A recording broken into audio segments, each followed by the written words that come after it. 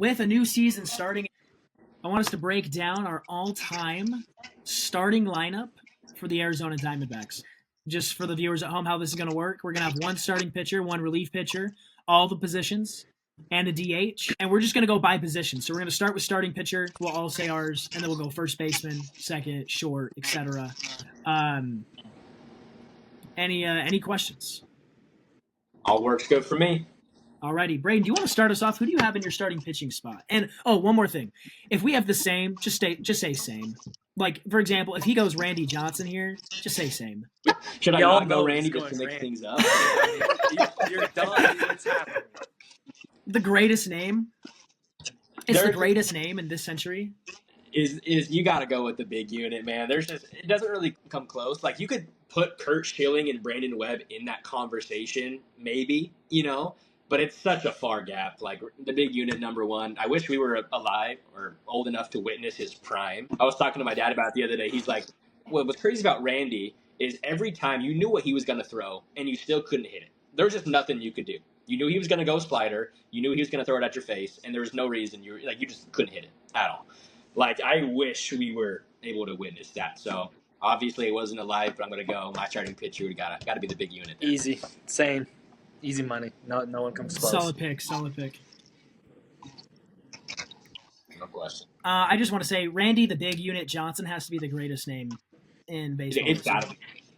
It's got to be. Right on the name, the Big Unit, dude. I would walk with my head so tall on my shoulders. I was called the Big Unit. Can you guys call me that from now on? And what's so sad? Please. That's true. From now on, we will call Dave the Big Unit. In honor of Randy Johnson. One thing I will say that's so sad about Randy Johnson's career, he's arguably one of the greatest pitchers in the 20th, 21st century. And all people remember him by is the fact that he killed a bird in spring training. It's still a great reason to be remembered. It still is a great reason, but it's so funny. All right, Dave, lead us off for first baseman. Again, this one might be universal. We might have some nuance. But, Dave, who do you got at first base? First base is our boy Goldie. Not really much else to say besides that. Paul Goldschmidt? Yes, sir. Braden, you as well, Paul Goldschmidt? I got to do the up arrow on Paul Goldschmidt. There's just I got nothing but love for Christian Walker, but it's Paul Goldschmidt. It's another thing where it's like Goldie, and then you got Christian, who was like the Kurt Schilling and Brandon Webb. He's down there, but it's Goldschmidt. Yeah, agreed. Paul Goldschmidt. So I think I get a chance maybe to do the first one where we won't be universal, but as second base, I have Ketel Marte. Up arrow. I'm with arrow. You. Yes, sir. Ketel Marte. Up arrow with Ketel Marte. Maybe Ketel Marte, he might go down as the greatest Diamondback of all time. Arguably. Greatest fielding Diamondback. I think one of the best moves the D-backs ever did was move him from center field to full-time second base. That solidified his career. If he was doing the back and forth, he was getting hurt all the time. Put him in second base, don't make him move that much, let him hit the ball. I think that was one of the best moves the D-backs have ever done, in this phase of their, franchise, moving him to full-time second base. 100%. Yeah. And the reason, what's so funny, we talked about earlier the depth in the outfield. Oh, sorry, Dave, go ahead. No, I'm sure my connection's laggy because of the lag staff, but I was going to say his glove is nice, but you can find most nice gloves, you can find guys with a nice glove throughout the league who don't hit. His bat is so much more important to the team. So keeping him healthy and putting him at second, like what Braden said, that's what has solidified his career. And to me, I agree. If he finishes his career as a Diamondback, this is the greatest Diamondback ever. So. The two things I wanted to say were, it's ironic because when he was going back and forth, it's because we didn't have enough outfielders. And now we have too many outfielders. Too many. The other thing I wanted to say, I don't think there's something more glorious I've ever seen in a Diamondback uniform than when Ketel Marte hits a piss missile home run and does his little pimp job where he kind of struts back and looks at it as it goes. The launch angle is 19 degrees, but it just soars out super quick. So awesome. Ketel Marte has the potential to be Jock Peterson if he wasn't, good at fielding. Just the way that he'll go up there and daddy hack 3 times a game, hoping it goes 490. All right, Braids, we'll go back to you. Who you got at shortstop? Man, I didn't want to pick this guy, but I feel like I had to. I'm going to say who I wanted to pick. And actually, I won't. I'll leave that. Someone else will pick him. I'm going to go Nick Ahmed. I just think his longevity with the Diamondbacks can't be overlooked. I was going to go Steven Drew. One of you guys might pick him, but because I remember watching Steven Drew growing up thinking he was a dog lefty. I'm a lefty. But I think you forget Nick Ahmed because how he kind of fell off the franchise, just started sucking. He was a Gold Glove shortstop for like 8 years. He didn't get it every single year, but he was in the conversation. There was a point where he could, hit 15 homers and have 50 RBIs in a season. So I got to go with the longevity side of things. I got to go with Nick Ahmed. Dave, do you agree? I'm up arrowing that one as well. I'm Steven Drew. I'm going Steven Drew on this one. Steven Drew. I similar battle. I growing up watching both guys and loving both of them. I'm going a little bit more on the offensive side was what I was kind of leaning. Steven Drew's more consistent bat is what pushed me a little bit more towards him because Steven Drew was a great shortstop still with his glove. Nick Ahmed obviously is probably the best shortstop glove the Diamondbacks have had. But I think Steven Drew, and growing up to me, the other edge is me being like 8 years old watching Steven Drew is like the best thing ever. Like I love watching it, but that's what kind of gave me the edge. Dude, Steven Drew was the first cycle I ever witnessed. Yeah. Fun fact for you. I don't remember where it was. He went 6 for 6 in one game and hit for the cycle. Like, that was the coolest thing I've ever seen. Bro, tangent. So, I have nothing but love for Steven Drew. Tangent. Do you guys remember when like Aaron Hill hit 2 cycles in like a Aaron period or whatever? I was just about to bring that up. Yes, 2 in a 10-day period, dog. Crazy. That was nuts. That was crazy. Other guys I would throw in that consideration, Craig Counsell wasn't around a long time, but he was also a Gold Glove caliber shortstop. And I think a guy, if we have this conversation in 4 years, I think Geraldo Perdomo is going to be up there too. Because he actually, I think if he sticks with us, he's got a great glove, and he's probably offensively just as good as Steven Drew, probably a little better in terms of driving in runs. He always seems to get on base at the right time. I think 3 or 4 years from now, Jerry's going to be up there. Alrighty, third base. Dave, who you got at third base? A little thin here. I think third base is kind of thin, but who do you have? Matt Williams, to me, mainly because of 2 things. He finished an MVP voting in '99, with the Diamondbacks, and so having almost an MVP caliber player at third base, but then also a key part of them winning the World Series was Matt Williams. And so to me, that solidifies him as a legend because I feel like the Diamondbacks haven't had like a solid third baseman that stayed more than like 3 years, on the team. And so because of that, his pedigree when he was on the back.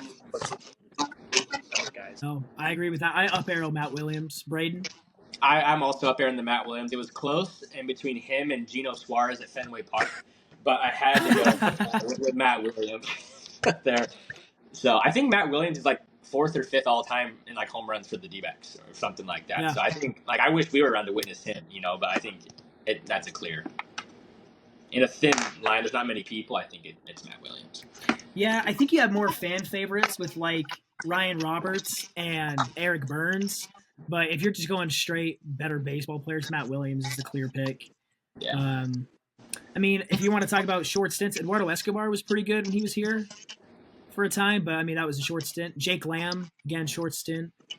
But no, it's Matt Williams. I up arrow that. So we all got Matty Ice there. Fun fact, there's actually a guy who lived in my apartment complex whose name is Matt Williams. And I think about that every time I say hi to him. Is he bald? No. Is he Chrome Dome? No, he's not Chrome Dome. Oh, dang. All right, now we get to the outfield where the Diamondbacks, not just right now, have been loaded. We've been loaded historically with outfielders. I think I'm up. Yeah, I'm up. Left field. Yeah. It's the only right answer. World Series hero. Luis Gonzalez. Don't need to say more. His number's retired. Don't got to say more. No, I'm going someone else. I'm going. I'll just say I'll up arrow. I'm going someone else. I'm going somebody else. I'm going Freight Train for left field. Mainly because just wait. I'm gonna use Gonzo. Don't worry, he'll be down the line. You obviously know where I'm gonna put him. But I'm going. I didn't know that we could switch up field. What? Hey, he was a left fielder. David Peralta, left fielder, and I feel like he was one of the all-time Diamondbacks mainly because of the vibe and like how like important he was to the Diamondbacks when they sucked for those years, but also for like, I mean, whenever he got up to bat, he was the fan favorite. He was like the Geraldo Perdomo, when he was playing. And so, in my opinion, he had a solid glove, he had a solid bat, but I would put him there only because I'm going to use Gonzo somewhere else. But obviously, I would put Gonzo if we're literally doing just left fields and couldn't put them anywhere else. Obviously, it'd be Gonzo, but I'm putting Poppy Peralta there. I got nothing but respect for Poppy Peralta, man. I mean, Gonzo and Peralta both went to the Dodgers after their stint with the Diamondbacks, so it's basically the same person. I agree with Dave. Nothing but respect for that pick. Let's go back to Braids. Braids, who you got in center field? Got some good center fielders over the years. Dude, this is me purely off of who I watched growing up. I'm going Chris Young. I don't know if y'all remember Chris Young. Oh, do I? Tell us about Chris Young, Braids. Tell the young crunks back home that they don't know who Chris Young is. I remember this is one of my first memories of crying. Chris Young was having the hottest start of his career, like 5 homers in like 3 games. It was nuts, dude. And he goes up for a catch in the center field, bangs up against the wall, and is like out for the season. I'm like sitting in front of the TV, like 8-year-old in tears. I was like, no, because he was like the guy, Chris Young. So he was just like the vibe guy. He was so fun. Like him and Jay up in right field were just goons, having a good time. And I think like statistically, he's also up there with like leading the D-backs in, home runs and RBIs and things like that. So I probably would have gone Steve Finley if I was around for that time, but strictly off of who I watched, I'm going to go Chris Young. Dave? This one is actually way harder than I feel like it should have been. It's like between Chris Young, AJ Pollock, and Steve Finley for me. And I'm going AJ Pollock just to mix it up, similar, almost like the exact same thing that Braden just said, but for AJ Pollock. I feel like in the same thing, the years where he looked like he couldn't not get a hit, like the dude was like so good, had such a good glove, was like such a good clubhouse guy, always happy, always pumping it up. Like it felt like he was almost like the Corbin Carroll for the team, like the engine for the team when like he was going, like the whole team was going. And so I loved watching him. Steve Finley. I mean, all of I looked up all their statistics. Like Ray said, they're like all right even. And so I don't think you can go wrong if you want to go like World Series guys. Steve Finley. I think he hit more homers than all 3 of them. But to me, that didn't really matter. I think AJ Pollock, Chris Young, Steve Finley, any of them could be good. But AJ Pollock for me. Were any of you guys at the game with me when he hit like 3 homers? Was that with you guys? Do you guys remember that? I think so. I wasn't there, no. I think I was there. I remember that game. One of you guys were there, and he hit like 3 bombs, and we were all like in shock. Yes. It was like the coolest thing. It was at the same game where the D-backs went back to back to start the game off Scherzer against the Nationals. I think it went Pollock, Lamb, Goldie. We went back to back. Is that the same game? I don't remember. Maybe in the same series. I think it was the same series. But anyway, I don't argue that. If we're gonna go diversity here, just for the sake of diversity, I'm gonna go Steve Finley. There it is. I need more purple jerseys in my outfield. I need more purple on my lineup, so I'm gonna go Steve Finley. The folklore of Steve Finley is legendary. But honorable mention, Geraldo Parra. Yes, Gerardo Parra is an honorable mention. He's probably the last outfielder we've had who's had like a legit arm. Like he had a cannon. He had a cannon, dude. And he was like short. Wasn't he like? Yeah, he was like 5'8", 5'9". He's like our height. Built like a catcher. Yeah. And he had the lefty. The lefty with the cannon is way. So yeah, but that's fun. We're different on all 3 of those picks in center field. I love it. Dave, you're up. Who you got in right field? I didn't want to pick him, but I felt like I kind of had to. Picking Justin Upton. He had such high expectations. You're the first pick of the draft. All this stuff. We thought he was going to be, what Corbin Carroll literally already is. But he never ended up being that.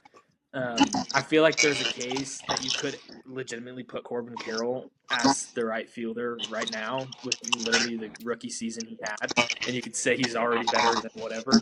But I think for me, Justin Upton, being a kid, his tenure with the Diamondbacks, it was him and Chris Young and whatever that kept those teams together in that time. So I'm going J-Up.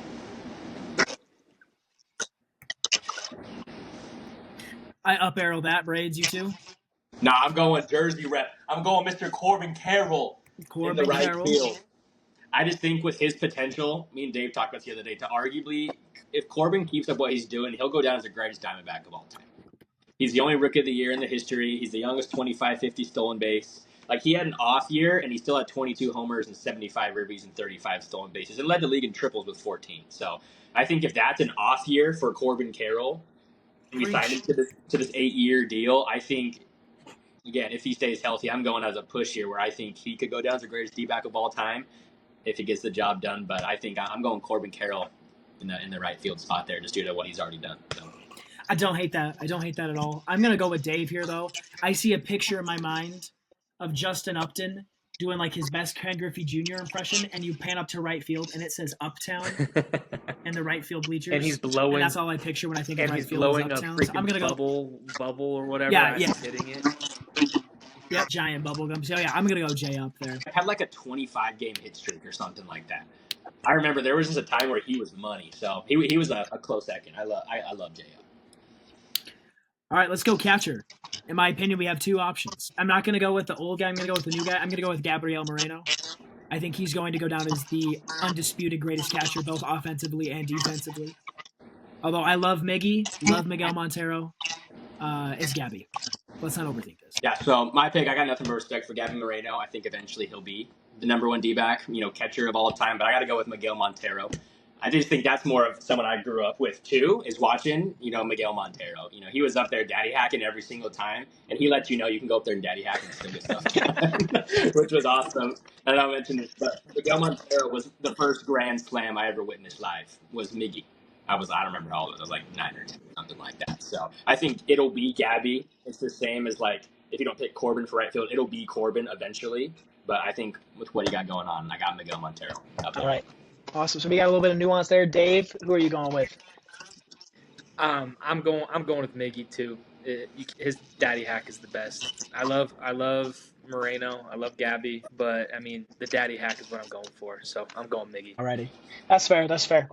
Now we get a little interesting. Now we get to pick our relief pitcher. I believe, Braden, you start us off with this one. Who you got coming in relief? I'm gonna extend the rules a little bit here, but I think it's fair once you see my pick.